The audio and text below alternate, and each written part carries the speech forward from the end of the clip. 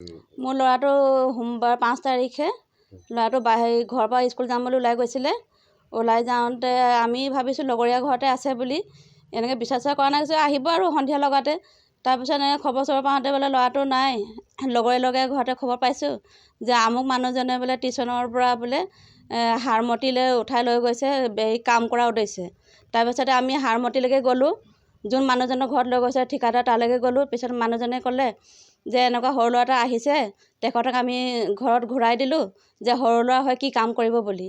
তাৰপিছতে পইচা চাতি পঠিয়াই দিলে। তাৰপিছত যোন মানুহজনে দৈ মাৰি সেইজনে লৈ গৈছিলে, সেইজনে ক'লে মই বোলে হাৰমতি ৰেলত উঠিছিলোঁ, তেখেতে ল'ৰাটো উঠিলে নাই বোলে মই গমেই নাপাওঁ বোলে। সেইখিনিৰ পৰাই ল'ৰাটো তাৰ পৰা নাইকিয়া হৈ গৈছে, হাৰমতি টিউশ্যনৰ পৰা। থানাত এজাহাৰ দিছোঁ, ছাৰহঁতে সোধ-পোছ কৰি আছে। মানুহজনকো তাতে লকাপতে থৈছে, এতিয়া বিচাৰি পোৱা নাই ল'ৰাটো। বিক্ৰী কৰাৰ উদ্দেশ্যে লৈ গৈছে? বিক্ৰী কৰা, এতিয়া কাম কৰাৰ উদ্দেশ্যে লৈ গৈছে। এতিয়া তেখেতে বিক্ৰী কৰিছে নে কি সেইটোতো আমি এতিয়া গম পোৱা নাই। আমিতো বিচাৰি কৰি আছোঁ আমাৰ ল'ৰা হয়।